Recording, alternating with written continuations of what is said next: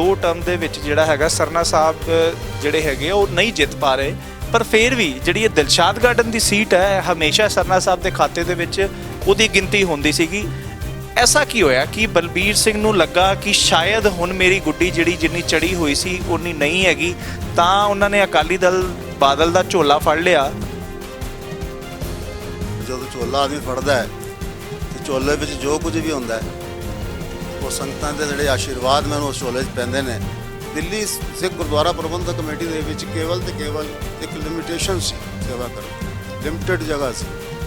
ਪਰ ਮੈਂ ਸਿਰਸਾ ਸਾਹਿਬ ਨੂੰ ਦੇਖਿਆ, ਜੇ ਲੋੜ ਪਈ ਤੇ ਕਸ਼ਮੀਰ ਚਲੇ ਗਏ, ਲੋੜ ਪਈ ਤੇ ਕਲਕੱਤਾ ਚਲੇ ਗਏ, ਉੱਤਰਾਖੰਡ ਚਲੇ ਗਏ, ਜਿੱਥੇ ਵੀ ਸਿੱਖ ਨੂੰ ਲੋੜ ਪਈ ਉੱਥੇ ਸਿਰਸਾ ਸਾਹਿਬ ਨੇ ਜਾ ਕੇ ਕੰਮ ਕੀਤਾ। 2 ਟਰਮ ਦੇ ਵਿੱਚ ਭਾਵੇਂ ਸੱਤਾ ਪੱਖ ਦੇ ਵਿੱਚ ਨਹੀਂ ਸੀਗੇ, ਪਰ ਤੁਸੀਂ ਮੈਂਬਰ ਸੀਗੇ। ਕਿ ਮੈਂਬਰ ਹੋਣ ਦੇ ਬਾਵਜੂਦ ਵੀ ਤੁਹਾਡੇ ਕੋਲ ਕੋਈ ਪਾਵਰਸ ਨਹੀਂ ਹੁੰਦੀਆਂ ਸੀਗੀਆਂ? ਪਾਵਰ ਤੋਂ ਬਾਅਦ ਅਗਰ ਕੋਈ ਕੰਮ ਕਰਨਾ ਹੁੰਦਾ ਹੈ ਤੇ ਉਹਦੇ ਵਿੱਚ ਪ੍ਰਧਾਨ ਔਰ ਸਕੱਤਰ ਦੀ ਮਨਜ਼ੂਰੀ ਬਹੁਤ ਜ਼ਰੂਰੀ ਹੁੰਦੀ ਹੈ। ਮੈਂ ਵੀ ਜਨਰਲ ਸਕੱਤਰ ਰਹਿ ਚੁੱਕਾ ਹਾਂ। ਜਦੋਂ ਇਲੈਕਸ਼ਨ ਭਾਵੇਂ ਅਕਾਲੀ ਦਲ ਬਾਦਲ ਜਿੱਤ ਜਾਂਦਾ ਸੀਗਾ, ਤੁਹਾਡੀ ਕੋਈ ਸਰੂਪੇ ਵਾਲੀ ਮਨਜੀਤ ਸਿੰਘ ਜੀ ਕੇ ਅਮਰਿੰਦਰ ਸਿੰਘ ਸਿਰਸਾ ਦੇ ਨਾਲ ਫੋਟੋ ਆ ਜਾਂਦੀ ਸੀਗੀ, ਉਹ ਸਭ ਕੀ ਸੀਗਾ? ਲੋਕਾਂ ਨੂੰ ਸਮਝ ਨਹੀਂ ਆਉਂਦਾ ਸੀਗਾ ਉਹ ਹੈ ਕੀ। ਦਾਸ ਉਧਰ ਗਿਆ ਸੀ ਲੇਕਿਨ ਉਹ ਤੁਰੰਤ ਹੀ ਵਾਪਸ ਆ ਗਿਆ ਸੀ। ਖਾਲੀ ਸਰਨਾ ਸਾਹਿਬ ਦੀ ਜਾਂ ਕਿਸੇ ਹੋਰ ਦੀ ਪਹਿਚਾਣ ਨਾਲ ਕੋਈ ਆਦਮੀ ਜਿੱਤਦਾ ਹੁੰਦਾ ਤੇ ਖੁਦ ਉਹ ਪਾਰਟੀ ਪ੍ਰਧਾਨ ਹੀ ਕਿਉਂ 2 ਵਾਰੀ ਹਾਰਿਆ ਹੁੰਦਾ। ਭਾਵੇਂ ਤੁਸੀਂ ਓਪੋਜੀਸ਼ਨ 'ਚ ਸੀਗੇ, ਪਰ ਦੇਖਿਆ ਕਿ ਓਪੋਜੀਸ਼ਨ ਦੇ ਵਿੱਚ ਵੀ ਤੁਸੀਂ ਐਜ਼ ਅ ਸਾਇਲੈਂਟ ਮੈਂਬਰ ਹੀ ਰਹੇ। ਹੋਰ ਮੈਂਬਰ ਸੀਗੇ ਉਹ ਆਪਣਾ ਪ੍ਰੋਪਰ ਓਪੋਜੀਸ਼ਨ ਦੇ ਤੌਰ ਤੇ ਰੋਲ ਨਿਭਾਉਂਦੇ ਰਹੇ। ਪਰ ਸਰਕਾਰ ਦਾ ਵੀ ਥੋੜਾ ਜਿਹਾ ਕਸੂਰ ਹੈ। ਇੱਥੇ ਕੋਈ ਸੈਸ਼ਨ ਨਹੀਂ ਹੈਗਾ। ਅਗਰ ਦਿਲ ਕਰਦਾ ਹੈ ਤੇ ਸੈਸ਼ਨ ਤੁਸੀਂ ਕੋਈ ਬੁਲਾ ਲਿਆ, ਇੱਕ ਜਨਰਲ ਹਾਊਸ ਬੁਲਾ ਲਿਆ, ਦਿਲ ਕਰਤਾ ਹੈ ਤੇ ਐਗਜ਼ੈਕਟਿਵ ਕਮੇਟੀ ਬੁਲਾ ਲਈ। ਲੇਕਿਨ ਜਦੋਂ ਸੈਸ਼ਨ ਹੋਣਾ ਹੀ ਕੁਝ ਨਹੀਂ ਉੱਥੇ ਤੇ ਤੁਸੀਂ ਬੋਲ ਕੇ ਕੀ ਕਰੋ? ਖਾਲੀ ਗਾਲਾਂ ਕੱਢਣ ਨਾਲ ਅਪੋਜੀਸ਼ਨ ਤੇ ਨਹੀਂ ਹੁੰਦੀ ਨਾ ਜੀ। ਅਪੋਜੀਸ਼ਨ ਦਾ ਕੰਮ ਸਿਰਫ ਗਾਲਾਂ ਕੱਢਣਾ ਹੈ,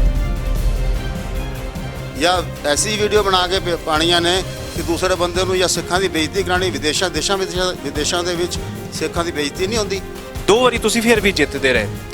ਐਤਕੀ ਕਿਉਂ ਤੁਹਾਨੂੰ ਲੱਗਾ ਕਿ ਸ਼ਾਇਦ ਮੈਂ ਜਿੱਤ ਨਹੀਂ ਪਾਵਾਂਗਾ ਜੇ ਸਰਨਾ ਧੜੇ 'ਚ ਰਵਾਂਗਾ? ਕਿ ਤੁਹਾਡੇ ਤੋਂ ਲੋਕ ਜਿਹੜਾ ਵਾਪਸ ਜਾ ਰਹੇ ਸੀਗੇ ਕਿ ਤੁਸੀਂ 8 ਸਾਲਾਂ ਤੋਂ ਮੈਂਬਰ ਤਾਂ ਤੁਹਾਨੂੰ ਅਸੀਂ ਬਣਾਤਾ ਬਲਬੀਰ ਸਿੰਘ ਜੀ, ਕੰਮ ਤਾਂ ਤੁਸੀਂ ਸਾਡਾ ਕੋਈ ਕਰਾਇਆ ਨਹੀਂ, ਕਿ ਐਸਾ ਮਹਿਸੂਸ ਕਰਦੇ ਸੀ?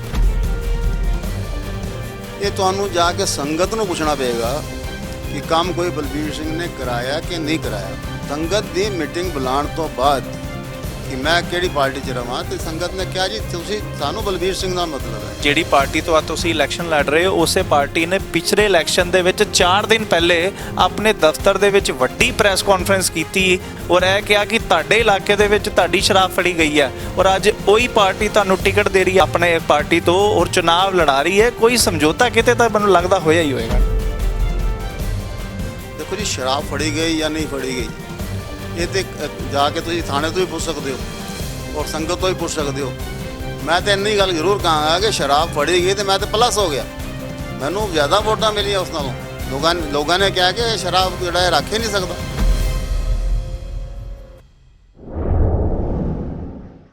ਵਾਹਿਗੁਰੂ ਜੀ ਕਾ ਖਾਲਸਾ, ਵਾਹਿਗੁਰੂ ਜੀ ਕੀ ਫਤਿਹ। ਤੁਸੀਂ ਦੇਖ ਰਹੇ ਹੋ ਅਕਾਲ ਚੈਨਲ। ਆਪ ਜੀ ਦਾ ਦਾਸ ਗੁਰਪ੍ਰੀਤ ਸਿੰਘ ਕੋਈ। ਲਗਾਤਾਰ ਆਪਾਂ ਦਿੱਲੀ ਸਿੱਖ ਗੁਰਦੁਆਰਾ ਪ੍ਰਬੰਧਕ ਕਮੇਟੀ ਦੀ ਚੋਣਾਂ ਦੇ ਜਿਹੜੇ ਕੈਂਡੀਡੇਟਸ ਨੇ ਉਹਨਾਂ ਦੇ ਨਾਲ ਅਸੀਂ ਤੁਹਾਡੀ ਗੱਲਬਾਤ ਕਰਾਉਂਦੇ ਹਾਂ ਔਰ ਕੋਸ਼ਿਸ਼ ਕਰਦੇ ਹਾਂ ਉਹਨਾਂ ਸ਼ਖਸੀਅਤਾਂ ਦੇ ਨਾਲ ਜ਼ਰੂਰ ਗੱਲਬਾਤ ਕਰਾਈਏ ਕਿ ਜਿਨ੍ਹਾਂ ਦੇ ਉੱਪਰ ਚੁਣਾਵ ਕੇਂਦਰਿਤ ਹੁੰਦਾ ਹੈਗਾ ਔਰ ਜਿਨ੍ਹਾਂ ਸੀਟਾਂ ਦੇ ਉੱਪਰ ਕਹਿ ਲਈਏ ਤਾਂ ਐਸੀ ਸੰਗਤਾਂ ਦੀ ਨਜ਼ਰ ਹੁੰਦੀ ਹੈ ਕਿ ਬਈ ਉਸ ਸੀਟ ਦਾ ਕੀ ਰੁਝਾਨ ਬਣੇਗਾ। ਸੋ ਐਸੀ ਇੱਕ ਸੀਟ ਵੱਲ ਅਸੀਂ ਅੱਜ ਤੁਹਾਨੂੰ ਜੋੜਾਂਗੇ। ਆਪਾਂ ਦਿਲਸ਼ਾਦ ਗਾਰਡਨ ਵਾਰਡ ਦੇ ਵਿੱਚ ਖੜੇ ਹਾਂ ਔਰ ਉੱਥੇ ਦੇ ਜਿਹੜੇ ਕੈਂਡੀਡੇਟ ਨੇ ਜੋ ਕਿ ਪਿਛਲੇ ਕਈ ਲੰਬੇ ਅਰਸੇ ਤੋਂ ਹੀ ਕਹਿ ਲਈਏ ਕਿ ਜਿੱਤਦੇ ਆ ਰਹੇ ਆ ਔਰ ਐਤਕੀ ਉਹ ਪਾਰਟੀ ਭਾਵੇਂ ਉਹਨਾਂ ਨੇ ਬਦਲ ਲਈ ਹੈ, ਸੋ ਐਤਕੀ ਕੀ ਉਹਨਾਂ ਦੀ ਜਿੱਤ ਤੈਅ ਹੁੰਦੀ ਹੈ ਇਸ ਬਾਰੇ ਜ਼ਰੂਰ ਪਤਾ ਲੱਗੇਗਾ ਕਿ ਉਹਨਾਂ ਦੀ ਜਿਹੜੀ ਜਿੱਤ ਸੀ ਉਹ ਪਾਰਟੀ ਕਰਕੇ ਹੋ ਰਹੀ ਸੀ ਜਾਂ ਉਹਨਾਂ ਦੇ ਨਿੱਜੀ ਵਕਤਵਯ ਕਰਕੇ ਹੋ ਰਹੀ ਸੀਗੀ। ਆਪਾਂ ਗੱਲਬਾਤ ਕਰ ਰਹੇ ਹਾਂ ਸਰਦਾਰ ਬਲਬੀਰ ਸਿੰਘ ਜੀ ਵਿਵੇਕ ਵਿਹਾਰ ਦੇ ਨਾਲ, ਜਿਹੜੇ ਉਹ ਜਾਣੇ ਜਾਂਦੇ ਨੇ। ਉਹਨਾਂ ਦੇ ਨਾਲ ਅਸੀਂ ਜੁੜਦੇ ਹਾਂ ਔਰ ਗੁਰਫਤਿਹ ਦੀ ਸਾਂਝ ਕਰਦੇ ਹਾਂ। ਜੀ ਵਾਹਿਗੁਰੂ ਜੀ ਕਾ ਖਾਲਸਾ। ਜੀ ਖਾਲਸਾ, ਵਾਹਿਗੁਰੂ ਜੀ ਕੀ ਫਤਿਹ। ਅਕਾਲ ਚੈਨਲ ਤੇ ਸਵਾਗਤ ਕਰਦੇ ਹਾਂ ਆਪ ਜੀ ਦਾ। ਸਰਦਾਰ ਬਲਬੀਰ ਸਿੰਘ ਜੀ ਦੀ ਗੱਲ ਕਰਦੀ ਥੋੜਾ ਜਿਹਾ ਇਹਨਾਂ ਬਾਰੇ ਦੱਸ ਦਈਏ ਕਿ ਸਰਨਾ ਸਰਕਾਰ ਦੇ ਸਮੇਂ ਜਦੋਂ ਸਰਨਾ ਸਾਹਿਬ ਦੀ ਸੱਤਾ ਹੁੰਦੀ ਸੀ ਕਿ ਦਿੱਲੀ ਸਿੱਖ ਗੁਰਦੁਆਰਾ ਪ੍ਰਬੰਧਕ ਕਮੇਟੀ ਦੀ, ਉਦੋਂ ਜਨਰਲ ਸਕੱਤਰ ਦੇ ਤੌਰ ਤੇ ਬਹੁਤ ਵੱਡਾ ਇੱਕ ਅਹੁਦਾ ਹੁੰਦਾ ਹੈਗਾ, ਪ੍ਰਧਾਨ ਤੋਂ ਬਾਅਦ ਜਨਰਲ ਸਕੱਤਰ ਦੀ ਚੱਲਦੀ ਹੁੰਦੀ ਹੈ। ਸੋ ਉਸ ਅਹੁਦੇ ਦੇ ਉੱਪਰ ਵੀ ਇਹਨਾਂ ਨੇ ਲੰਬੇ ਚਿਰ ਤੱਕ ਕੰਮ ਕੀਤਾ ਰਿਹਾ ਹੈਗਾ। ਹੁਣ ਉਹ ਸ਼੍ਰੋਮਣੀ ਅਕਾਲੀ ਦਲ ਬਾਦਲ ਦਲ ਦੇ ਨਾਲ ਜੁੜ ਚੁੱਕੇ ਨੇ। ਇਸ ਇਲੈਕਸ਼ਨ ਦੇ ਵਿੱਚ ਉਹ ਸਰਨਾ ਧੜੇ ਤੋਂ ਨਹੀਂ, ਬਾਦਲ ਦਲ ਤੋਂ ਇਲੈਕਸ਼ਨ ਲੜ ਰਹੇ ਨੇ। ਆਓ ਇਹ ਤਬਦੀਲੀ ਕਿਉਂ ਆਈ ਉਸ ਦੇ ਬਾਰੇ ਵੀ ਥੋੜੀ ਜਿਹੀ ਜਾਣਕਾਰੀ ਪ੍ਰਾਪਤ ਕਰਦੇ ਹਾਂ। ਇਲੈਕਸ਼ਨ ਪਹਿਲਾਂ ਕਹਿ ਲਈਏ ਤਾਂ ਕਿੰਨਵੀਂ ਇਲੈਕਸ਼ਨ ਹੈਗੀ ਹੈ ਐਤਕੀ ਜੇ ਤੁਹਾਡੀ? ਮੇਰੀ 6ਵੀਂ ਇਲੈਕਸ਼ਨ ਹੈ ਜੀ। 6ਵੀਂ ਇਲੈਕਸ਼ਨ। 5 ਇਲੈਕਸ਼ਨ ਜਿੱਤਿਆ ਪਹਿਲੇ, ਗੁਰੂ ਮਹਾਰਾਜ ਦੀ ਕਿਰਪਾ ਨਾਲ। ਪੰਜੋ ਦੀ ਪੰਜੋ ਜਿੱਤੇ, ਜਿੰਨੀਆਂ ਲੜੇ ਉਹ ਸਾਰੀਆਂ ਜਿੱਤੇ? ਹਾਂਜੀ ਹਾਂਜੀ ਹਾਂਜੀ। ਸਾਰੀਆਂ ਜਿਹੜੀ ਲੜੇ ਉਹ ਕਿਹੜੀ ਪਾਰਟੀ ਤੋਂ ਲੜੇ ਤੁਸੀਂ? ਅਕਾਲੀ ਦਲ ਦਿੱਲੀ ਤੋਂ ਹੀ? ਜੀ ਨਹੀਂ, ਪਹਿਲੀ ਮੈਂ ਖੁਦ ਲੜਿਆ ਸੀ ਇੰਡੀਪੈਂਡੈਂਟ, ਔਰ ਉਸ ਤੋਂ ਬਾਅਦ ਸਰਨਾ ਸਾਹਿਬ ਦੀ ਪਾਰਟੀ ਤੋਂ ਲੜਿਆ 3 ਇਲੈਕਸ਼ਨ। 3 ਇਲੈਕਸ਼ਨ ਸਰਨਾ ਸਾਹਿਬ ਦੀ ਪਾਰਟੀ ਦੇ। ਅੱਛਾ, ਉਸ ਸਮੇਂ ਵੀ ਜੇ ਆਪਾਂ ਗੱਲ ਕਰੀਏ ਪਿਛਲੇ 2 ਸਮਿਆਂ ਤੋਂ 2 ਟਰਮ ਦੇ ਵਿੱਚ ਜਿਹੜਾ ਹੈਗਾ ਸਰਨਾ ਸਾਹਿਬ ਜਿਹੜੇ ਹੈਗੇ ਉਹ ਨਹੀਂ ਜਿੱਤ ਪਾ ਰਹੇ, ਪਰ ਫਿਰ ਵੀ ਜਿਹੜੀ ਇਹ ਦਿਲਸ਼ਾਦ ਗਾਰਡਨ ਦੀ ਸੀਟ ਹੈ ਹਮੇਸ਼ਾ ਸਰਨਾ ਸਾਹਿਬ ਦੇ ਖਾਤੇ ਦੇ ਵਿੱਚ ਉਹਦੀ ਗਿਣਤੀ ਹੁੰਦੀ ਸੀਗੀ। ਭਾਵੇਂ ਅਕਾਲੀ ਦਲ ਬਾਦਲ ਪੂਰੀ ਦਿੱਲੀ 'ਚ ਜਿੱਤਦਾ ਹੁੰਦਾ ਸੀ ਪਿਛਲੇ 2 ਵਾਰ ਤੋਂ, ਪਰ ਬਲਬੀਰ ਸਿੰਘ ਜਿਹੜਾ ਹੈ ਆਪਣੀ ਸੀਟ ਤੇ ਕਾਇਮ ਰਹਿੰਦੇ ਸੀਗੇ। ਐਸਾ ਕੀ ਹੋਇਆ ਕਿ ਬਲਬੀਰ ਸਿੰਘ ਨੂੰ ਲੱਗਾ ਕਿ ਸ਼ਾਇਦ ਹੁਣ ਮੇਰੀ ਗੁੱਡੀ ਜਿਹੜੀ ਜਿੰਨੀ ਚੜੀ ਹੋਈ ਸੀ ਉਨੀ ਨਹੀਂ ਹੈਗੀ, ਤਾਂ ਉਹਨਾਂ ਨੇ ਅਕਾਲੀ ਦਲ ਬਾਦਲ ਦਾ ਝੋਲਾ ਫੜ ਲਿਆ? ਤੇ ਤਬਦੀਲੀਆਂ ਦੇ ਕਾਰਨ ਕੀ ਰਹੇ? ਤੁਸੀਂ ਤਾਂ ਇੱਕ ਸਮੇਂ ਦੇ ਵਿੱਚ ਜੇ ਕਹਿ ਲਈਏ ਤਾਂ ਸਰਨਾ ਧੜੇ ਦੇ ਸਿੱਪੇ ਸਲਾਰ ਹੁੰਦੇ ਸੀਗੇ, ਜਨਰਲ ਸੈਕਟਰੀ ਦਾ ਅਹੁਦਾ ਸੀ ਤੁਹਾਡੇ ਕੋਲ, ਅੱਜ ਸਿੱਪੇ ਸਲਾਰ ਹੀ ਡੋਲ ਗਿਆ। ਬਿਲਕੁਲ, ਮੈਂ ਝੋਲਾ ਫੜ ਲਿਆ ਜੀ। ਔਰ ਜਦੋਂ ਝੋਲਾ ਆਦਮੀ ਫੜਦਾ ਹੈ ਤੇ ਝੋਲੇ ਵਿੱਚ ਜੋ ਕੁਝ ਵੀ ਹੁੰਦਾ ਹੈ ਉਹ ਸੰਗਤਾਂ ਦੇ ਜਿਹੜੇ ਆਸ਼ੀਰਵਾਦ ਮੈਨੂੰ ਉਸ ਝੋਲੇ 'ਚ ਪੈਂਦੇ ਨੇ, ਗੁਰੂ ਤੇਗ ਬਹਾਦਰ ਸਾਹਿਬ ਦੀ ਬਖਸ਼ਿਸ਼ ਪੈਂਦੀ ਹੈ, ਉਸ ਬਖਸ਼ਿਸ਼ ਦੇ ਸਦਕੇ ਦਾਸ ਹਮੇਸ਼ਾ ਜਿੱਤਦਾ ਰਿਹਾ ਹੈ। ਮੈਂ ਆਪ ਜੀ ਨੂੰ ਦੱਸਿਆ ਕਿ ਪਹਿਲਾ ਇਲੈਕਸ਼ਨ ਜਿਹੜਾ ਮੈਂ ਜਿੱਤਿਆ ਸੀ ਗੁਰੂ ਮਹਾਰਾਜ ਦੀ ਕਿਰਪਾ ਨਾਲ, ਉਹ ਇੰਡੀਪੈਂਡੈਂਟ ਜਿੱਤਿਆ ਸੀ, ਔਰ ਉਹਦੇ ਵਿੱਚ ਵੀ ਕਾਫੀ ਸਾਰੀਆਂ ਵੋਟਾਂ ਸਾਰੀਆਂ ਤਕਰੀਬਨ ਦਾਸ ਨੂੰ ਸੰਗਤ ਨੇ ਨਵਾਜਿਆ ਸੀ ਉਹਦੇ ਨਾਲ। ਉਸ ਤੋਂ ਬਾਅਦ 3 ਇਲੈਕਸ਼ਨ ਸਰਨਾ ਸਾਹਿਬ ਤੋਂ ਲੜੇ, ਜਿਹਦੇ ਤੁਸੀਂ 2 ਇਲੈਕਸ਼ਨ ਦਿਲਸ਼ਾਦ ਗਾਰਡਨ ਦੀ ਸੀਟ ਤੋਂ ਨਹੀਂ। ਇਹ ਸੀਟ ਪਹਿਲੀ ਵਾਰੀ ਡੀਲਿਮਿਟੇਸ਼ਨ ਹੋਈ, ਪਹਿਲੀ ਵਾਰੀ ਦਿਲਸ਼ਾਦ ਗਾਰਡਨ ਹੋਇਆ, ਹੁਣ ਦੁਬਾਰਾ ਦਿਲਸ਼ਾਦ ਗਾਰਡਨ ਤੋਂ ਲੜ ਰਹੇ ਹਾਂ। ਪਹਿਲੇ ਵਿਵੇਕਵਿਹਾਰ ਨਾਂ ਸੀ ਇਸ ਸੀਟ ਦਾ, ਪਿਛਲੀ ਵਾਰ ਤੋਂ ਦਿਲਸ਼ਾਦ ਗਾਰਡਨ ਹੋਇਆ ਇਹਦਾ ਨਾਂ। ਉਸੇ ਕਰਕੇ ਤੁਹਾਨੂੰ ਵੀ ਬਲਬੀਰ ਸਿੰਘ ਵਿਵੇਕਵਿਹਾਰ ਦੇ ਨਾਮ ਤੋਂ ਜਾਣਿਆ ਜਾਂਦਾ? ਮੈਂ ਵਿਵੇਕਵਿਹਾਰ ਰਹਿਣਾ ਵਾਂ, ਮੈਂ ਵਾਸ਼ਿੰਦਾ ਵਾਂ ਇੱਥੇ ਦਾ, ਇਸ ਕਰਕੇ ਵਿਵੇਕਵਿਹਾਰ ਨਾਲ ਲਗਾਇਆ। ਤੇ ਬਾਕੀ ਜਿਹੜੀ ਗੱਲ ਰਹੀ ਕਿ ਮੈਂ ਸਰਨਾ ਸਾਹਿਬ ਨੂੰ ਕਿਉਂ ਛੱਡਿਆ ਔਰ ਸਿਰਸਾ ਸਾਹਿਬ ਨੂੰ ਕਿਉਂ ਫੜਿਆ, ਦੇਖੋ ਅਸੀਂ ਜਦੋਂ ਨਿਕਲ ਕੇ ਜਾਂਦੇ ਹਾਂ ਇੱਥੋਂ ਦੀ ਤੇ ਸੰਗਤ ਦੀ ਇਹ ਉਮੀਦ ਹੁੰਦੀ ਹੈ ਕਿ ਕੋਈ ਆਦਮੀ ਸੇਵਾ ਕਰੇਗਾ ਇੱਥੇ ਆ ਕੇ। ਹੁਣ ਸੇਵਾ ਕਰਨ ਵਾਸਤੇ ਅਗਰ ਅਸੀਂ ਬੈਠੇ ਹਾਂ ਤੇ ਸਾਨੂੰ ਕੋਈ ਨਜ਼ਰ ਆ ਰਿਹਾ ਕਿ ਜੋ ਲਾਕਡਾਊਨ ਦੇ ਵਿੱਚ ਇੱਥੇ ਕੋਵਿਡ ਦੇ ਵਿੱਚ ਸਿਰਸਾ ਸਾਹਿਬ ਨੇ ਸੇਵਾ ਕੀਤੀ, ਉਹਦਾ ਮੈਂ ਦੇਖਿਆ ਕਿ ਵਾਕਈ ਹੀ ਸੇਵਾ ਕਰਨ ਵਾਸਤੇ ਅਗਰ ਕੋਈ ਪਲੇਟਫਾਰਮ ਹੈ। ਸਾਡੀ ਦਿੱਲੀ ਸਿੱਖ ਗੁਰਦੁਆਰਾ ਪ੍ਰਬੰਧਕ ਕਮੇਟੀ ਦੇ ਵਿੱਚ ਕੇਵਲ ਤੇ ਕੇਵਲ ਇੱਕ ਲਿਮਿਟੇਸ਼ਨ ਸੀ ਸੇਵਾ ਕਰਨ ਦੀ, ਲਿਮਟਿਡ ਜਗ੍ਹਾ ਸੀ। ਪਰ ਮੈਂ ਸਿਰਸਾ ਸਾਹਿਬ ਨੂੰ ਦੇਖਿਆ, ਜੇ ਲੋੜ ਪਈ ਤੇ ਕਸ਼ਮੀਰ ਚਲੇ ਗਏ, ਲੋੜ ਪਈ ਤੇ ਕਲਕੱਤਾ ਚਲੇ ਗਏ, ਉੱਤਰਾਖੰਡ ਚਲੇ ਗਏ, ਜਿੱਥੇ ਵੀ ਸਿੱਖ ਨੂੰ ਲੋੜ ਪਈ ਉੱਥੇ ਸਿਰਸਾ ਸਾਹਿਬ ਨੇ ਗਾ ਕੇ ਕੰਮ ਕੀਤਾ। ਜਿਹਦੇ ਨਾਲ ਕੀ ਹੋਇਆ ਕਿ ਜਿਹੜੀ ਸਾਡੀ ਪਗੜੀ ਸੀ, ਸਾਡੀ ਸਿੱਖ ਦੀ ਸ਼ਾਨ ਜਿਹੜੀ ਹੈ, ਉਹ ਕੇਵਲ ਹਿੰਦੁਸਤਾਨ ਤੋਂ ਨਿਕਲ ਕੇ, ਹਿੰਦੁਸਤਾਨ ਹੀ ਨਹੀਂ ਇੱਥੋਂ ਨਿਕਲ ਕੇ ਇੰਟਰਨੈਸ਼ਨਲ ਹੋ ਗਈ। ਸੋ ਅੱਜ ਜੋ ਸਿੱਖ ਦੀ ਸੇਵਾ ਦਾ ਨਾਂ ਹੈ, ਉਹ ਮੈਂ ਸਮਝਦਾ ਉਦੋਂ ਇੱਕ ਸਿਰਸਾ ਸਾਹਿਬ ਨੇ ਬਹੁਤ ਵੱਡੀ ਪਹਿਚਾਣ ਦਿੱਤੀ ਹੈ। ਇਹਨਾਂ ਗੱਲ ਕਰੀਏ ਤਾਂ ਤੁਸੀਂ ਕਹਿ ਰਹੇ ਹੋ ਕਿ ਵੀ ਦਿੱਲੀ ਸਿੱਖ ਗੁਰਦੁਆਰਾ ਪ੍ਰਬੰਧਕ ਕਮੇਟੀ ਨੇ ਕੋਵਿਡ ਦੇ ਦੌਰਾਨ ਬਹੁਤ ਸੇਵਾਵਾਂ ਕੀਤੀਆਂ, ਅਨਡਾਊਟਡਲੀ ਉਹਨਾਂ ਨੇ ਕੀਤੀਆਂ ਹੈਗੀਆਂ, ਪਰ ਜੇ ਗੱਲ ਕਰੀਏ ਤਾਂ ਜੇ ਕੋਵਿਡ ਦੀ ਸੇਵਾਵਾਂ ਦੀ ਗੱਲ ਕਰੋਗੇ ਤਾਂ ਸਰਦਾਰ ਪਰਮਜੀਤ ਸਿੰਘ ਸਰਨਾ ਹਰਾਂ ਨੇ ਵੀ, ਉਹਨਾਂ ਨੇ ਵੀ ਜੋ ਘਰ ਘਰ ਲੰਗਰ ਪਹੁੰਚਾਉਣ ਦੀ ਗੱਲ ਕੀਤੀ ਸੀ ਕਿ ਕਈ ਉਹਨਾਂ ਨੇ ਸਟਾਫ ਵੀ ਲਗਾਏ। ਕਿਸਾਨ ਅੰਦੋਲਨ ਦੀ ਜੇ ਗੱਲ ਕਰਦੇ ਹੋ ਤਾਂ ਉੱਥੇ ਵੀ ਉਹਨਾਂ ਨੇ ਲੰਗਰ ਦੇ ਸਟਾਲ ਲਗਾਏ ਸੀ, ਸੇਵਾ ਤੇ ਉੱਥੇ ਵੀ ਹੋਈ ਹੈ। ਤੇ ਫਿਰ ਤੁਹਾਨੂੰ ਐਸਾ ਸੇਵਾ ਦੇ ਵਿੱਚ ਐਸਾ ਫਰਕ ਕੀ ਦਿਸ ਗਿਆ? ਜਿੱਥੋਂ ਤੱਕ ਸਟਾਲ ਲਗਾਉਣ ਦੀ ਗੱਲ ਹੈ ਨਾ ਜੀ, ਤੇ ਜਿਹੜਾ ਸਰਨਾ ਸਾਹਿਬ ਦਾ ਤੁਸੀਂ ਨਾਂ ਲਿਆ, ਉਹਨਾਂ ਨੇ ਸਟਾਲ ਲਗਾਏ, ਉਹ ਸਟਾਲ 'ਤੇ ਮੈਂ ਵੀ ਗਿਆ, ਹਾਜ਼ਰੀ ਭਰੀ, ਉੱਥੇ ਸ਼ਾਇਦ ਤੁਸੀਂ ਵੀ ਮੈਨੂੰ ਮਿਲੇ ਸੀ। ਬਿਲਕੁਲ ਮਿਲਿਆ। ਹਾਂ, ਉਹ ਸੇਵਾ ਜਿਹੜੀ ਲਗਾਈ ਹੈ, ਇੱਕ ਸੇਵਾ ਜਿਹੜੀ ਦੇਖੋ, ਇੱਕ ਘਰ ਬਹਿ ਗਿਆ, ਘਰ ਦੇ ਬਾਹਰ ਸਟਾਲ ਅਸੀਂ ਲਗਾ ਦਈਏ ਔਰ ਜਿਹੜਾ ਆਏ ਉਹ ਲੰਗਰ ਲੈ ਜਾਏ, ਉਹ ਚੀਜ਼ ਹੋਰ ਹੁੰਦੀ ਹੈ। ਇੱਕ ਕਿਸੇ ਕੋਲ ਜਾ ਕੇ, ਇੱਕ ਇਕੱਲਾ ਸਿੱਖ ਫਸਿਆ ਹੋਇਆ ਕਿਧਰੇ, ਉਹਨੂੰ ਜਾ ਕੇ ਪੁੱਛਣਾ ਕਿ ਤੈਨੂੰ ਕੋਈ ਪਰੇਸ਼ਾਨੀ ਤਾਂ ਨਹੀਂ, ਔਰ ਫਿਰ ਕੱਢ ਕੇ ਲਿਆਉਣਾ। ਉਹ ਜਿਸ ਤਰ੍ਹਾਂ ਜ਼ਮਾਨਤਾਂ ਕਰਾਈਆਂ, 26 ਜਨਵਰੀ ਵਾਲਾ ਕੇਸ ਸੀ, ਦੂਸਰੇ ਕੇਸ ਸੀ। 26 ਜਨਵਰੀ ਨੂੰ ਹਰ ਸਿੱਖ ਨੂੰ ਇਹ ਲੱਗ ਰਿਹਾ ਸੀ ਕਿ ਦਿੱਲੀ ਦੇ ਵਿੱਚ ਦੰਗਾ ਹੋਣਾ ਹੀ ਹੋਣਾ, ਚਾਹੇ ਕੁਛ ਵੀ ਹੋ ਜਾਏ। ਇਹ ਤਾਂ ਸੱਚ ਹੈ। ਹਾਂ, ਜਦੋਂ ਇਹ ਲੱਗਿਆ ਤੇ ਉਦੋਂ ਸਾਨੂੰ ਕੋਈ ਆਪਣਾ ਰਹਿਨੁਮਾ ਨਜ਼ਰ ਨਹੀਂ ਆ ਰਿਹਾ ਸੀ। ਸਾਰੀ ਰਾਤ ਮੈਂ ਫ਼ੋਨ ਖੜਕਾਉਂਦਾ ਰਿਹਾ ਆਪਣੇ ਹਲਕੇ ਦੇ ਵਿੱਚ, ਕੋਸ਼ਿਸ਼ ਕਰਦਾ ਕਿਸੇ ਨੂੰ ਕੋਈ ਡਰਨ ਦੀ ਲੋੜ ਨਹੀਂ, ਜੋ ਹੋਏਗਾ ਗੁਰੂ ਮਹਾਰਾਜ ਕਿਰਪਾ ਕਰਨਗੇ। ਸੋ ਇਹ ਜਿਹੜੀਆਂ ਗੱਲਾਂ ਸਾਹਮਣੇ ਆਈਆਂ ਸਨ, ਉਹਦੇ 'ਚ ਸਿਰਸਾ ਸਾਹਿਬ ਨੇ ਉਹਨਾਂ ਬੰਦਿਆਂ ਦੀ ਜ਼ਮਾਨਤਾਂ ਵੀ ਕਰਾਈਆਂ, ਛੁਡਾਇਆ ਵੀ, ਹੋਰ ਜਿੱਥੇ ਲੋੜ ਪਈ ਉਹਨਾਂ ਨੇ ਕੰਮ ਕੀਤਾ। ਤੇ ਲੱਗਿਆ ਕਿ ਮੈਨੂੰ ਇੱਕ ਐਕਟਿਵ ਪ੍ਰੈਜ਼ੀਡੈਂਟ ਹੈਗਾ, ਅੱਜ ਉਹ ਪ੍ਰੈਜ਼ੀਡੈਂਟ ਹੈਗੇ ਨੇ ਔਰ ਐਕਟਿਵ ਨੇ। ਸੋ ਇਹ ਚੀਜ਼ਾਂ ਦੇਖਦੇ ਹੋਏ ਦਿਲ ਕੀਤਾ ਕਿ ਐਸੇ ਬੰਦੇ ਨਾਲ ਕੰਮ ਕੀਤਾ ਜਾਏ ਜਿਹੜਾ ਬੰਦਾ ਕੰਮ ਕਰਦਾ ਹੈ ਔਰ ਕੰਮ ਲੈਣਾ ਜਾਣਦਾ ਹੈ ਤੇ ਅਸੀਂ ਕਿਉਂ ਨਾ ਉਹਦੇ ਨਾਲ ਮਿਲ ਕੇ, ਔਰ ਮੈਂ ਵੀ ਕੰਮ ਕਰਨਾ ਚਾਹੁੰਦਾ, ਮੈਨੂੰ ਘਰ ਬੈਠਣਾ ਅੱਛਾ ਨਹੀਂ ਲੱਗਦਾ।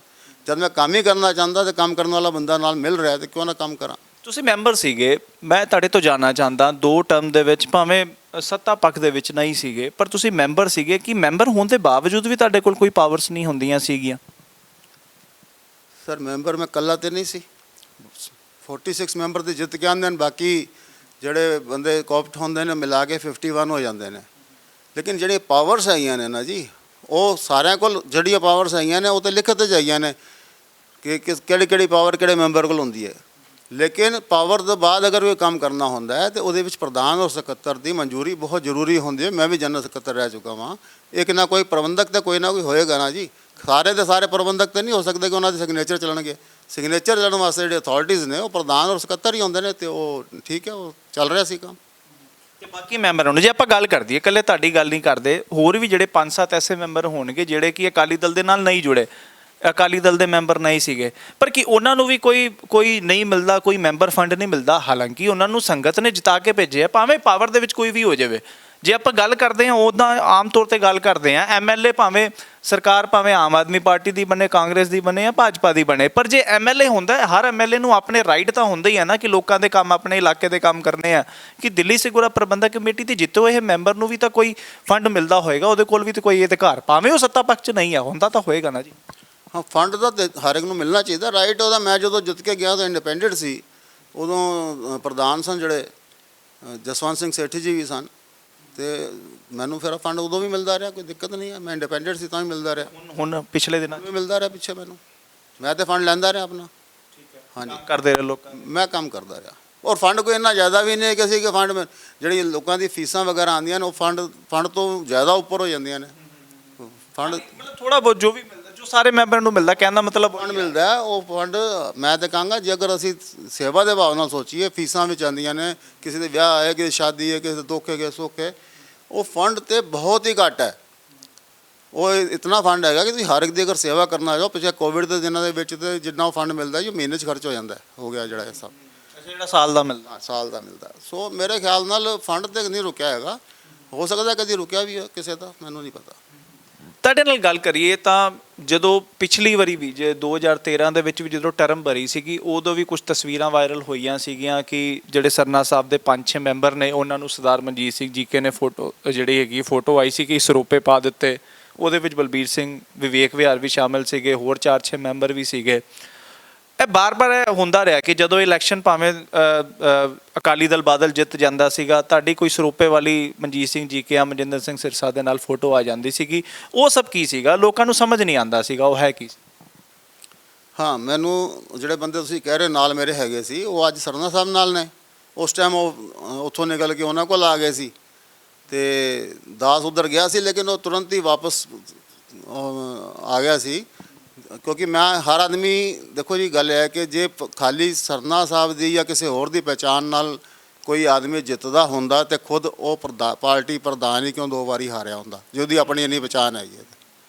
ਉਹ ਜਿਹੜੇ ਸਰਨਾ ਸਾਹਿਬ ਦੀ ਤੁਸੀਂ ਗੱਲ ਕਰ ਰਹੇ ਹੋ, ਮੈਂ ਉਹਨਾਂ ਕੋਲੋਂ ਜਾ ਕੇ ਵਿਚਕਾਰ ਕੋਈ ਹੋਰ ਵੀ ਗੱਲ ਹੁੰਦੀ ਹੈ, ਮੈਂ ਔਰ ਸਾਨੀ ਸਾਹਿਬ ਸਨ ਮੇਰੇ ਨਾਲ, ਜਾਂ ਹੋਰ ਵੀ ਮੈਂਬਰ ਜਿਹੜੇ ਹੈਗੇ ਸਨ, ਉਹ ਉਧਰ ਅੱਜ ਉੱਧਰ ਬੈਠੇ ਹੋਏ ਨੇ, ਮੈਂ ਇੱਧਰ ਆ ਕੇ, ਉੱਥੇ ਤਾਂ ਉੱਥੇ ਹੀ ਬੈਠਾ। ਇਹਨੇ ਫਰਕ। ਓਪੋਜੀਸ਼ਨ ਦਾ ਵੀ ਇੱਕ ਬੜਾ ਵੱਡਾ ਰੋਲ ਹੁੰਦਾ ਹੈ। ਜੇ ਗੱਲ ਕਰਦੀ ਹੈ ਤਾਂ ਓਪੋਜੀਸ਼ਨ ਦੀ ਜੇ ਗੱਲ ਕਰੀ ਦੇਸ਼ ਦੀ ਸੰਸਦ ਦੇ ਵਿੱਚ ਹੀ ਕਹਿ ਲਈਏ, ਭਾਵੇਂ ਕਿ ਓਪੋਜੀਸ਼ਨ 'ਚ ਘੱਟ ਮੈਂਬਰ ਹੈਗੇ ਨੇ ਪਰ ਉਹ 50-60-70 ਐਮਪੀਆਂ ਨੇ ਜਿਹੜਾ ਹੈਗਾ ਨਾ, ਸੰਸਦ ਨਹੀਂ ਐਤਕੀ ਚੱਲਣ ਦਿੱਤੀ। ਓਪੋਜੀਸ਼ਨ ਦੇ ਵਿੱਚ ਇੰਨੀ ਪਾਵਰ ਹੁੰਦੀ ਹੈ।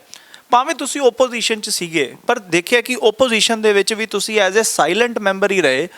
ਕੋਈ ਮੁੱਦਾ ਹੁੰਦਾ ਵੀ ਸੀਗਾ ਜਾਂ ਕੋਈ ਪਟੀਸ਼ਨ ਹੁੰਦੀ ਸੀ ਜਾਂ ਕੋਈ ਦਿੱਲੀ ਕਮੇਟੀ ਤੋਂ ਆਡਿਟ ਰਿਪੋਰਟ ਮੰਗਣੀ ਵੀ ਹੁੰਦੀ ਸੀ, ਉਹਦੇ ਵਿੱਚ ਸਰਨਾ ਧੜੇ ਦੇ ਬਾਕੀ ਮੈਂਬਰ ਜਿਸ ਤਰ੍ਹਾਂ ਕਰਤਾਰ ਸਿੰਘ, ਵਿੱਕੀ ਚਾਵਲਾ ਹੋ ਗਏ, ਸੁਖਬੀਰ ਸਿੰਘ ਕਾਲੜਾ ਵਗੈਰਾ ਹੋ ਗਏ ਜਾਂ ਹੋਰ ਮੈਂਬਰ ਸੀਗੇ, ਉਹ ਆਪਣਾ ਪ੍ਰੋਪਰ ਓਪੋਜੀਸ਼ਨ ਦੇ ਤੌਰ ਤੇ ਰੋਲ ਨਿਭਾਉਂਦੇ ਰਹੇ। ਪਰ ਬਲਬੀਰ ਸਿੰਘ ਸਾਇਲੈਂਟ ਮੈਂਬਰ ਦੇ ਤੌਰ ਤੇ ਕਿਉਂ ਰਹਿੰਦੇ ਸੀਗੇ? ਉਹਨਾਂ ਦਾ ਕਲੀਅਰ ਨਹੀਂ ਸੀ ਹੁੰਦਾ ਕਿ ਉਹ ਖੜੇ ਕਿਹੜੇ ਪਾਸੇ। ਦੇਖੋ ਜੀ, ਜਿੱਥੋਂ ਤੱਕ ਮੈਂ ਸਮਝਿਆ ਇਹਦੇ 'ਚ ਸਰਕਾਰ ਦਾ ਵੀ ਥੋੜ੍ਹਾ ਜਿਹਾ ਕਸੂਰ ਹੈ।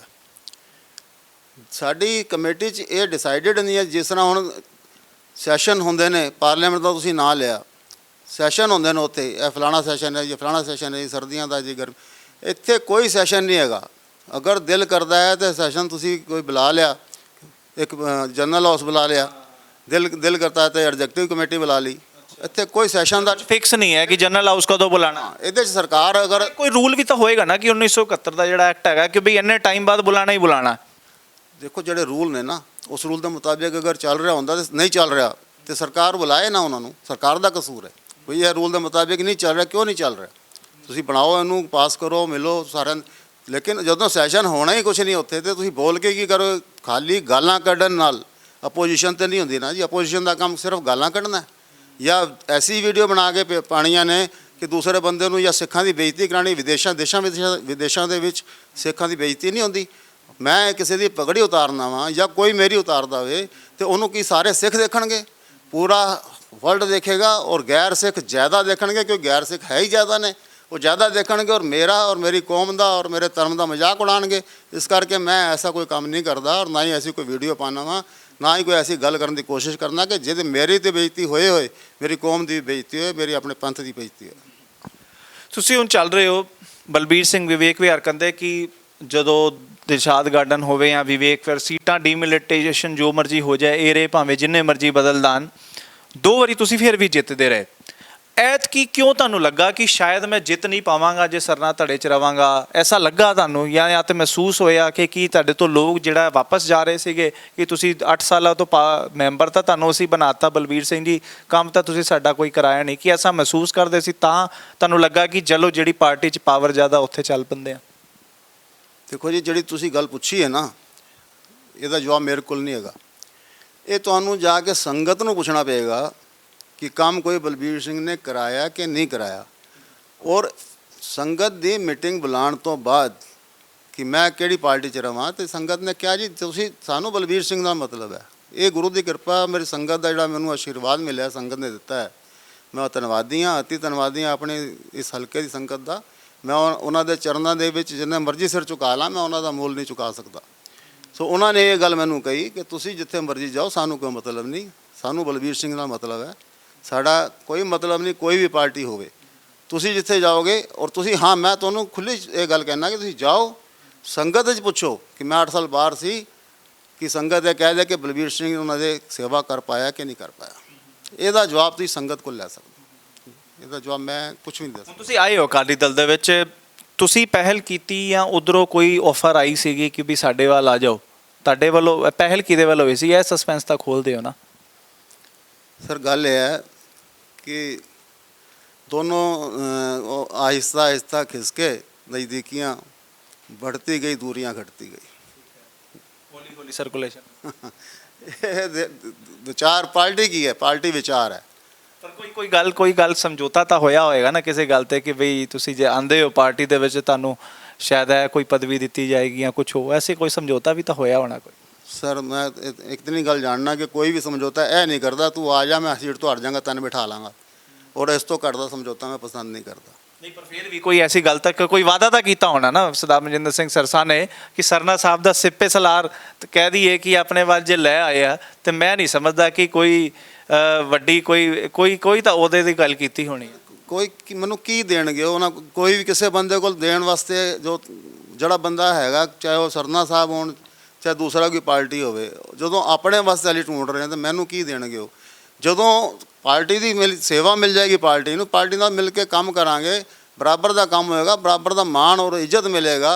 सारे तो प्रधान नहीं बन सकते, सारे जनरल सकत्तर नहीं बन सकते, लेकिन जिहड़ा बन जाए सारे की इज्जत करे, सारे को सेवा लवे और सेवा करवाए, बस मैं समझना वही बहुत बड़ा मान है। बलबीर सिंह जी गल करिए तो जिहड़ी पार्टी तो तुसीं इलैक्शन लड़ रहे हो, उस पार्टी ने पिछले इलैक्शन दे विच 4 दिन पहले अपने दफ्तर दे विच वड्डी प्रैस कॉन्फ्रेंस कीती, सारे मीडिया चैनल नूं बुलाया और यह कहा कि तुहाडे इलाके दे विच तुहाडी शराब फड़ी गई है, और अज वही पार्टी तुहानूं टिकट दे रही है अपने पार्टी तो और चुनाव लड़ा रही है। कोई समझौता किते तां मैनूं लगदा होया ही होएगा ना?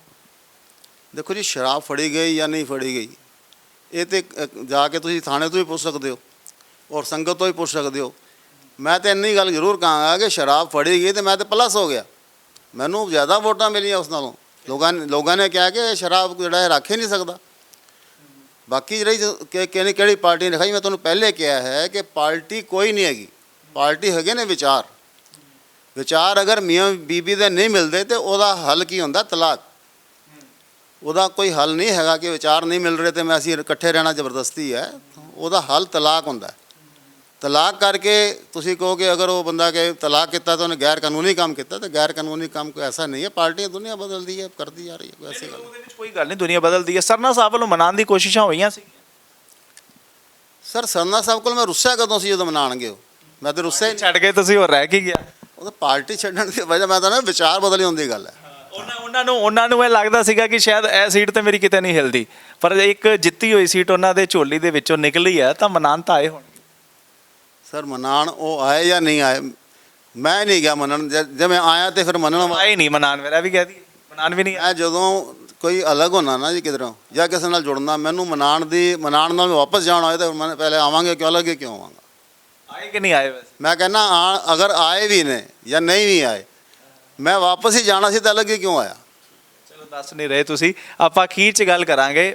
ਤੁਹਾਡੇ ਹੁਣ ਜੋ ਮੌਜੂਦਾ ਕੈਂਡੀਡੇਟ ਨੇ, ਐਡਵੋਕੇਟ ਨੇ RS ਜੁਨੇਜਾ, ਰਣਜੀਤ ਸਿੰਘ ਜੁਨੇਜਾ ਜੀ, ਸ਼੍ਰੋਮਣੀ ਅਕਾਲੀ ਦਲ ਦਿੱਲੀ ਤੋਂ, ਸਰਨਾ ਧੜੇ ਤੋਂ, ਉਹਨਾਂ ਨੂੰ ਜਿਹੜਾ ਹੈਗਾ ਨਾ, ਪਹਿਲੀ ਵਾਰੀ ਪਹਿਲਾਂ ਕਹਿ ਦਈਏ ਕਿ ਪਿਛਲੇ 4-5 ਇਲੈਕਸ਼ਨਾਂ ਤੋਂ ਬਾਅਦ ਕੈਂਡੀਡੇਟ ਬਦਲਿਆ ਉਹਨਾਂ ਦਾ, ਕਿੰਨਾ ਕੁ ਟੱਕਰ ਸਮਝਦੇ ਹੋ? ਕਿਉਂਕਿ ਜੇ ਗੱਲ ਕਰੀਏ ਤਾਂ ਐਡਵੋਕੇਟ ਨੇ, ਇੱਕ ਸੂਝਵਾਨ ਨੇ, ਇਲਾਕੇ ਦੇ ਵਿੱਚ ਚੰਗੀ ਛਵੀ ਹੈ, ਕੋਈ ਐਸਾ ਇਲਜ਼ਾਮ ਨਹੀਂ ਹੈ। ਕਿੰਨਾ ਕੰਪੀਟੀਸ਼ਨ ਕਿੰਨਾ ਕੁ ਸਮਝਦੇ ਹੋ?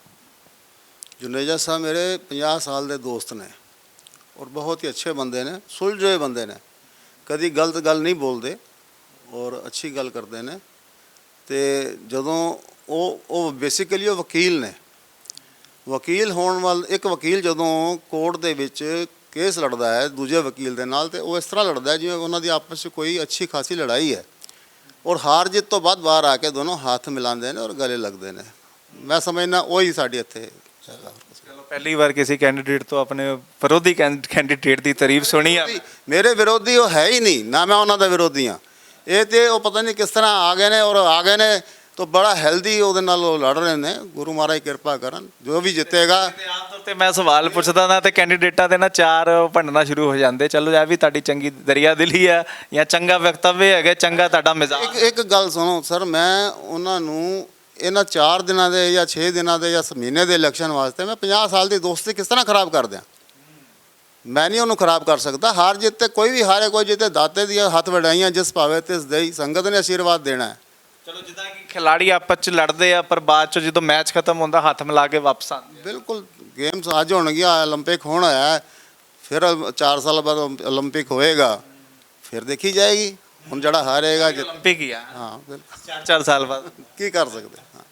ਤੇ ਤੁਹਾਨੂੰ ਲੱਗਦਾ ਪਰ ਇਹ ਜੇ ਉਹਨਾਂ ਦਾ ਕੋਈ ਨੈਗੇਟਿਵਿਟੀ ਕੋਈ ਉਹਨਾਂ ਦੀ ਹੈ ਨਹੀਂ, ਤੁਸੀਂ ਵੀ ਕੋਈ ਉਹਨਾਂ ਦੇ ਬਾਰੇ ਕੋਈ ਐਸਾ ਬਿਆਨ ਦੇ ਨਹੀਂ ਰਹੇ, ਤੇ ਤੁਹਾਨੂੰ ਲੱਗਦਾ ਕਿ ਇਹ ਚੀਜ਼ ਉਹਨਾਂ ਨੂੰ ਬੈਨੀਫਿਟ ਦੇਗੀ ਔਰ ਨੁਕਸਾਨ ਤੁਹਾਡਾ ਹੋ ਸਕਦਾ ਇੱਥੇ ਵੋਟਾਂ ਦਾ? ਸਰ ਮੇਰਾ ਕਿਸ ਚੀਜ਼ ਦਾ ਨੁਕਸਾਨ ਹੋਏਗਾ? ਵੋਟਾਂ ਦਾ ਮੈਨੂੰ ਨਹੀਂ ਲੱਗਦਾ। ਮੈਂ ਅਗਰ ਤੁਸੀਂ ਕਹਿੰਦੇ ਹੋ ਕਿ ਮੈਂ ਉਹਨਾਂ ਨੂੰ ਗਾਲਾਂ ਕੱਢਣਾ ਕਿ ਮੈਨੂੰ ਜ਼ਿਆਦਾ ਵੋਟਾਂ ਮਿਲ ਜਾਣਗੀਆਂ, ਤੇ ਮੈਂ ਇਸ ਗੱਲ ਨੂੰ ਹਾਮੀ ਨਹੀਂ ਹੈਗਾ, ਔਰ ਨਾ ਮੈਂ ਕਰਾਂਗਾ, ਨਾ ਮੇਰੀ ਇਹ ਆਦਤ ਹੈਗੀ। ਨਹੀਂ, ਮੈਂ ਅੱਜ ਤੱਕ ਆਪਣੇ ਵਿਰੋਧੀ ਦੇ ਖਿਲਾਫ ਨਾ ਕਦੀ ਗਲਤ ਬੋਲਿਆ, ਨਾ ਗਲਤ ਬੋਲਾਂਗਾ। ਚਲੋ ਇਹ ਵੀ ਬਹੁਤ ਸੰਗਤ ਜੀ ਚੰਗਾ ਹੀ ਮੈਸੇਜ ਹੈ। ਮੈਨੂੰ ਲੱਗਦਾ ਕਿ ਸ਼ਾਇਦ ਇਹ ਚੀਜ਼ ਸਾਰੇ ਮੈਂਬਰਾਂ ਨੂੰ ਆਪਣੇ ਵਿੱਚ ਲਿਆਉਣੀ ਚਾਹੀਦੀ ਹੈ ਕਿ ਇਸ ਖੇਡ ਨੂੰ ਇੱਕ ਗੇਮ ਦੀ ਤਰ੍ਹਾਂ ਹੀ ਲਿਆ ਜਾਵੇ, ਕਿਉਂਕਿ ਕਈ ਵਾਰੀ ਇਹ ਦੇਖਿਆ ਜਾਂਦਾ ਹੈ, ਮੈਂ ਵੀ ਇਸ ਗੱਲ ਦੇ ਉੱਪਰ ਬੜੀ ਗੱਲ ਕਰਦਾ ਕਿ ਭਈ 1 ਮਹੀਨੇ ਵਾਸਤੇ ਇੱਕ ਦੂਜੇ ਦੇ ਅਸੀਂ ਦੁਸ਼ਮਣ ਨਾ ਬਣ ਜਾਈਏ। ਠੀਕ ਹੈ, ਸੰਗਤ ਜਿਹਨੂੰ ਮੌਕਾ ਦਿੰਦੀ ਹੈ, ਇੱਕ ਚੰਗੀ ਇਲੈਕਸ਼ਨ ਹੋਣੀ ਚਾਹੀਦੀ ਹੈ। ਔਰ ਮੈਨੂੰ ਲੱਗਦਾ ਕਿ ਇਹ ਜਿਹੜਾ ਹੈਗਾ ਮਜ਼ਾਜ ਜਿਹੜਾ ਇਹਨਾਂ ਦਾ ਹੈਗਾ, ਇਹਨਾਂ ਦੀ ਜਿਹੜੀ ਗੱਲ ਜਿਹੜੀ ਮੈਨੂੰ ਬੜੀ ਚੰਗੀ ਲੱਗੀ ਕਿ ਭਈ 4 ਦਿਨ ਵਾਸਤੇ ਆਪਾਂ ਇੱਕ ਦੂਜੇ ਨੂੰ ਭੰਡੀਏ, ਇਹ ਵੀ ਇੱਕ ਚੰਗਾ ਮੈਸੇਜ ਨਹੀਂ ਜਾਂਦਾ। ਕਿਉਂਕਿ ਸਾਡੀ ਦੋਸਤੀ 50 ਸਾਲ ਦੀ ਹੈ, ਦੁੱਖ ਸੁੱਖ ਦੇ ਇਕੱਠੇ, ਉਹਨਾਂ ਦੇ ਬੱਚਿਆਂ ਦੀ ਸ਼ਾਦੀਆਂ ਮੈਂ ਅਟੈਂਡ ਕੀਤੀਆਂ ਨੇ, ਮੇਰੇ ਦੀ ਉਹਨਾਂ ਨੇ ਕੀਤੀਆਂ ਨੇ।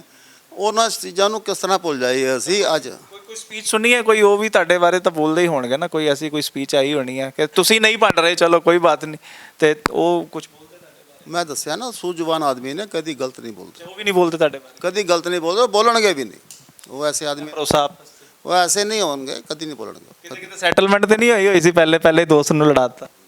ਚਲੋ ਕਰਾ ਦਿਓ ਸਰ। ਐਸੀ ਕਦੀ ਮੁੱਕ ਜੇ ਉਹ ਸੈਟਲਮੈਂਟ ਤਾਂ ਸਾਡੀ 50 ਸਾਲ ਪਹਿਲੇ ਹੋ ਗਈ ਸੀ ਸਰ। ਇਹ ਇਲੈਕਸ਼ਨ ਦਾ ਨਾਂ ਇਹਨਾਂ ਨੇ ਲੜਾਈ ਦਿੱਤਾ। ਇਲੈਕਸ਼ਨ ਤਾਂ ਲੜਾਈ ਕਿ ਗੁਰਦੁਆਰੇ ਦਾ ਇਲੈਕਸ਼ਨ ਹੈ, ਉਹਨਾਂ ਨੂੰ ਸੇਵਾ ਮਿਲੇਗੀ, ਉਹ ਕਰ ਲੈਣਗੇ, ਮੈਨੂੰ ਮਿਲੇਗੀ, ਮੈਂ ਕਰ ਲਾਂਗਾ। ਵਿਜ਼ਨ ਕੀ ਹੈ ਲੋਕਾਂ ਅੱਗੇ? ਵਿਜ਼ਨ ਕੀ ਲੈ ਕੇ ਜਾ ਰਹੇ? ਕਿਉਂਕਿ ਇੱਕ ਗੋਲਸ ਕੀ ਲੈ ਕੇ ਜਾ ਰਹੇ ਹੋ ਲੁਭਾਵੰਤ? ਹੋਰ ਕਿਉਂਕਿ ਕਈ ਵਾਰੀ ਹੁੰਦਾ ਨਾ ਕਿ ਹਰ ਵਾਰੀ ਇਲੈਕਸ਼ਨ ਤੁਸੀਂ ਲੜਦੇ ਹੋ ਪਰ ਸਮਾਂ ਬਦਲਦਾ ਜਾਂਦਾ। ਹੁਣ ਕਿਹੜੇ ਵਾਅਦੇ, ਕਿਹੜੀ ਲੋੜਾਂ ਦੇ ਬਾਰੇ ਗੱਲ ਕਰ ਰਹੇ ਹੋ ਲੋਕਾਂ? ਸਰ ਜਿੱਥੋਂ ਤੱਕ ਗੱਲ ਹੈ, ਮੈਂ ਆਪਣੇ ਪਿਛਲੇ 5 ਇਲੈਕਸ਼ਨ ਦੇ ਵਿੱਚ ਜਾਂ ਹੁਣ ਵੀ ਮੈਂ ਕਦੀ ਕੋਈ ਵਾਅਦਾ ਨਹੀਂ ਕੀਤਾ ਜੀ ਕਿਸੇ ਨਾਲ। ਮੈਂ ਤਾਂ ਕਹਿੰਦਾ ਮੈਂ ਜਿਤਾਓ, ਜੋ ਸੇਵਾ ਤੁਸੀਂ ਲਾਓਗੇ, ਅਗਰ ਮੈਂ ਉਸ ਦੇ ਕਾਬਲ ਹੋਵਾਂਗਾ, ਮੈਨੂੰ ਗੁਰੂ ਮਹਾਰਾਜ ਕਿਰਪਾ ਕਰਨਗੇ ਤਾਂ ਮੈਂ ਕਰਨ ਦੀ ਕੋਸ਼ਿਸ਼ ਜ਼ਰੂਰ ਕਰਾਂਗਾ, ਔਰ ਗੁਰੂ ਮਹਾਰਾਜ ਦੇ ਆਸ਼ੀਰਵਾਦ ਨਾਲ ਉਹ ਹੋ ਜਾਏਗਾ ਤੇ ਹੋ ਜਾਏਗਾ, ਕੋਈ ਐਸੀ ਗੱਲ ਨਹੀਂ। ਮੈਂ ਹਮੇਸ਼ਾ ਇਹ ਕਹਿੰਦਾ, ਮੈਂ ਕਦੀ ਇਹ ਨਹੀਂ ਕਿਹਾ ਕਿ ਮੈਂ ਕਰ ਦਿਆਂਗਾ, ਮੈਂ ਉਹ ਕਰ ਦਿਆਂਗਾ, ਮੈਂ ਉਹ ਕਰ ਦਿਆਂ। ਮੈਂ ਕੌਣ ਹੋਣਾ ਕਰਨ ਵਾਲਾ ਜੀ? ਕਰਨ ਵਾਲਾ ਤੇ ਉਹ ਉੱਪਰ ਵਾਲਾ ਹੈਗਾ। ਤੁਸੀਂ ਉਹਨਾਂ ਦਾ ਨਾਂ ਲੈ ਕੇ ਆਓਗੇ ਤੇ ਸਭ ਕੁਝ ਹੋ ਜਾਏਗਾ, ਮਹਾਰਾਜ ਕਿਰਪਾ ਕਰਨਗੇ। ਬਾਲਾ ਸਾਹਿਬ ਹਸਪੀਟਲ ਬਾਰੇ ਆਖਰੀ ਮੇਰਾ ਟੌਪਿਕ ਰਹੇਗਾ, ਤੁਹਾਡੇ ਤੋਂ ਮੈਂ ਜਾਣਨਾ ਚਾਹਾਂਗਾ ਕਿਉਂਕਿ ਤੁਸੀਂ ਉਸ ਸਮੇਂ ਜਨਰਲ ਸੈਕਟਰੀ ਵੀ ਰਹੇ ਹੋ, ਔਰ ਉਹਦੀ ਜ਼ਮੀਨ ਕਿਸ ਤਰ੍ਹਾਂ ਬਣਦੀ ਹੈ, ਕਿਸ ਤਰੀਕੇ ਉਹ ਜ਼ਮੀਨ ਲਈ ਜਾਂਦੀ ਹੈ, ਕਿਸ ਤਰੀਕੇ ਬਾਬਾ ਜੀ ਉਹਦੀ ਬਿਲਡਿੰਗ ਬਣਾਉਂਦੇ ਆ, ਫਿਰ ਬੜਾ ਕੁਝ ਚੱਲਦਾ ਹੈਗਾ। ਅੱਜ ਬਾਲਾ ਸਾਹਿਬ ਦੀ ਓਪਨਿੰਗ ਦੀ ਗੱਲ ਚੱਲ ਰਹੀ ਹੈ, ਤੁਹਾਡੇ ਨਿੱਜੀ ਕੀ ਰਾਏ ਹੈ ਇਹਦੇ ਉੱਪਰ? ਤੁਸੀਂ ਇਹਨੂੰ ਰਾਜਨੀਤਿਕ ਜੀਵਨ ਦੇ ਵਿੱਚ ਕਿੱਦਾਂ ਦੇਖਦੇ ਹੋ? ਦੇਖੋ ਜੀ, ਮੈਂ ਜਿੱਥੋਂ ਤੱਕ ਸਮਝਦਾ ਕਿ ਸਾਨੂੰ ਹਸਪੀਟਲਸ ਦੀ ਬਹੁਤ ਜ਼ਿਆਦਾ ਜ਼ਰੂਰਤ ਹੈ। ਕੇਵਲ ਇਹ ਨਹੀਂ ਕਿ ਕੋਵਿਡ ਆਇਆ, ਇਸ ਤੋਂ ਪਹਿਲੇ ਵੀ ਜ਼ਰੂਰਤ ਸੀ। ਸਿੱਖਾਂ ਨੂੰ ਹਸਪੀਟਲਸ ਦੀ ਵੀ ਜ਼ਰੂਰਤ ਹੈ, ਔਰ ਯੂਨੀਵਰਸਿਟੀ ਦੀ ਜ਼ਰੂਰਤ ਹੈ, ਮੈਡੀਕਲ ਕਾਲਜਸ ਦੀ ਜ਼ਰੂਰਤ, ਹਰ ਚੀਜ਼ ਦੀ ਜ਼ਰੂਰਤ ਹੈ। ਇੱਥੇ ਸਾਡਾ ਆਪਣਾ ਹੋਣਾ ਚਾਹੀਦਾ, ਜਿੱਥੇ ਇੱਕ ਸਿੱਖ ਦੀ ਪਹਿਚਾਣ ਉਹਦੀ ਪਗੜੀ ਹੋਵੇ, ਔਰ ਉਹ ਉਸ ਹਿਸਾਬ ਨਾਲ, ਜਿਵੇਂ ਹੁਣ ਮੈਂ ਦੇਖ ਰਿਹਾ ਹੈਗਾ ਉੱਥੇ ਡਾਇਲਿਸਿਸ ਹੋ ਰਿਹਾ, ਫ੍ਰੀ ਬੈੱਡ ਲੱਗੇ ਹੋਏ ਨੇ, ਡਾਇਲਿਸਿਸ ਫ੍ਰੀ ਹੋ ਰਹੇ ਨੇ। ਇਹ ਬੜੀ ਵੱਡੀ ਗੱਲ ਹੈ। MRI ਕਰਾਈ ਦਾ ਮੈਂ ਕਾਫੀ ਬੰਦੇ ਭੇਜ ਚੁੱਕਾ, 50 ਰੁਪਏ ਦੇ ਵਿੱਚ ਉੱਥੇ MRI ਹੋ ਰਹੀ ਹੈ। ਔਰ ਸਿਟੀ ਪੈਸੇ ਜਾਂਦੇ ਜੀ 1400 ਚ ਹੁੰਦੀ ਹੈ। ਸਰ ਮੈਂ ਆਪਣੀ ਗੱਲ ਕਰ ਰਿਹਾ, ਮੈਂ ਭੇਜਣ ਜਿਹੜੇ 50-50 ਰੁਪਏ ਚ ਹਨ, ਮੇਰੇ ਕੋਲ ਉਹਦੀ ਅਪਰੋਚ ਵਾਲਾ ਕੰਮ ਹੈ। ਹੋ ਸਕਦਾ ਅਪਰੋਚ ਹੋਵੇ, ਲੇਕਿਨ ਮੈਂ ਜਿਹੜੇ ਭੇਜੇ ਨੇ ਨੈਚੁਰਲੀ, ਦੇਖੋ ਜੀ ਇੱਕ ਗੱਲ ਸੁਣੋ, ਜਦੋਂ ਮੇਰਾ ਕੰਟੈਕਟ ਤੁਹਾਡਾ ਜਿੱਥੇ ਕੰਟੈਕਟ ਹੋਏਗਾ, ਮੈਂ ਤੁਹਾਨੂੰ ਕਹਾਂਗਾ, ਤੁਹਾਨੂੰ ਹੀ ਕਹਾਂਗਾ ਸਾਰਾ ਜਿਹੜਾ ਦੇਖਣਾ ਉੱਥੇ ਮੇਰੀ ਗੱਲ ਕਰ ਦਿਓ। ਅਪਰੋਚ ਇਸ ਕਰਕੇ ਹੁੰਦੀ ਹੈ ਕਿ ਮੇਰਾ ਨੰਬਰ ਜਿਹੜਾ ਨੇ ਇਹ ਉਹ ਕਦੀ ਹੋ ਸਕਦਾ ਅੱਗੇ ਪਿੱਛੇ ਵਾਸਤੇ ਹੋ ਸਕਦਾ, ਲੇਕਿਨ ਮੈਂ ਨਹੀਂ ਸੁਣਿਆ ਕਿਸੇ ਕੋਲ ਕਿ ਕਿੰਨੇ ਪੈਸੇ ਲੈ ਜਾਂਦੇ ਨੇ। ਮੇਰੇ ਜਿਹੜੇ ਬੰਦੇ ਗਏ ਨੇ ਜਾਂ ਜਿਨ੍ਹਾਂ ਨੂੰ ਮੈਂ ਭੇਜਿਆ, 50 ਰੁਪਏ 'ਚ ਉਹਨਾਂ ਹੋਈ ਹੈ, ਐਸੀ ਗੱਲ ਨਹੀਂ। ਹਾਂਜੀ ਠੀਕ ਹੈ, ਬਿਲਕੁਲ। ਲਗਾਤਾਰ ਤੁਹਾਡੇ ਤੱਕ ਕਈ ਕੈਂਡੀਡੇਟਸ ਨਾਲ ਅਸੀਂ ਗੱਲਬਾਤ ਕਰਾਂਦੇ। ਇਸ ਟਾਈਮ ਅਸੀਂ ਜੁੜੇ ਸੀਗੇ ਸਰਦਾਰ ਬਲਬੀਰ ਸਿੰਘ ਵਿਵੇਕ ਵਿਹਾਰ। ਭਾਵੇਂ ਕਈ ਸਵਾਲ ਇਹਨਾਂ ਨੇ ਪੁੱਛੇ, ਮੈਨੂੰ ਇੱਕ ਗੱਲ ਪਰ ਨਿੱਜੀ ਤੌਰ ਤੇ ਬੜੀ ਚੰਗੀ ਲੱਗੀ ਕਿ ਜਿਹੜੀ ਇਹਨਾਂ ਨੇ ਕਿਹਾ ਕਿ ਇਸ ਨੂੰ ਇੱਕ ਕੰਪੀਟੀਸ਼ਨ ਦੇ ਤੌਰ ਤੇ ਨਾ ਲਿਆ ਜਾਵੇ। ਆਪਾਂ ਇਹ ਨਹੀਂ ਕਿ ਵੀ ਜੇ ਚੋਣਾਂ ਲੜ ਰਹੇ ਹੈ, ਸੇਵਾ ਜਿਹਦੀ ਮਰਜ਼ੀ ਹੋਵੇ, ਪਰ ਇੱਕ ਦੂਜੇ ਨੂੰ ਭੰਡਣਾ, ਉਹਦੇ ਖਿਲਾਫ ਭੰਡੀ ਪ੍ਰਚਾਰ ਜਿਹੜਾ ਹੈਗਾ ਉਸ ਤੋਂ ਗੁਰੇਜ਼ ਕਰਨਾ ਚਾਹੀਦਾ। ਔਰ ਮੈਨੂੰ ਲੱਗਦਾ ਇਹ ਜਿਹੜਾ ਹੈਗਾ ਆਚਰਣ ਜਿਹੜਾ ਹੈਗਾ ਸਾਰੇ ਮੈਂਬਰਾਂ ਨੂੰ ਇਹ ਅਪਣਾਉਣਾ ਚਾਹੀਦਾ ਹੈਗਾ। ਸੋ ਕੁਝ ਚੰਗਾ ਵੀ ਅੱਜ ਆਪਾਂ ਇੱਕ ਗੱਲ ਕਰਨ ਦੀ ਕੋਸ਼ਿਸ਼ ਕੀਤੀ ਆ। ਆਪਾਂ ਗੱਲ ਕਰਾਂਗੇ, ਕੋਸ਼ਿਸ਼ ਕਰਾਂਗੇ ਜਿਹੜੇ ਜੁਨੇਜਾ ਸਾਹਿਬ ਨੇ, ਇਹਨਾਂ ਦੇ ਜਿਹੜੇ ਓਪੋਜੀਸ਼ਨ ਦੇ ਨੇ, ਉਹਨਾਂ ਨਾਲ ਵੀ ਅਸੀਂ ਜ਼ਰੂਰ ਵਿਚਾਰ ਕਰਾਂਗੇ ਔਰ ਸਮਾਂ ਲੈ ਕੇ ਉਹਨਾਂ ਦੇ ਵੀ ਵਿਚਾਰ ਅਸੀਂ ਤੁਹਾਨੂੰ ਸੁਣਾਵਾਂਗੇ। ਬਲਬੀਰ ਸਿੰਘ ਜੀ, ਆਪ ਜੀ ਦਾ ਬਹੁਤ ਬਹੁਤ ਧੰਨਵਾਦ ਕਰਦੇ ਹਾਂ ਅਕਾਲ ਚੈਨਲ ਤੇ ਜੁੜਨ ਲਈ। ਵਾਹਿਗੁਰੂ ਜੀ ਕਾ ਖਾਲਸਾ, ਵਾਹਿਗੁਰੂ ਜੀ ਕੀ ਫਤਿਹ। ਸੰਗਤ ਜੀ ਦੇਖਦੇ ਰਹੋ ਜੀ ਅਕਾਲ ਚੈਨਲ। ਅਕਾਲ ਚੈਨਲ ਨੂੰ ਸਬਸਕ੍ਰਾਈਬ ਕਰੋ। ਨਵੀਂ ਵੀਡੀਓਜ਼ ਦੀ ਨੋਟੀਫਿਕੇਸ਼ਨ ਦੇ ਲਈ ਬੈਲ ਆਈਕਨ ਨੂੰ ਕਲਿੱਕ ਕਰਨਾ ਨਾ ਭੁੱਲਣਾ। ਬੋਲੇ ਸੋਨੇ ਹਾਲ ਸਾ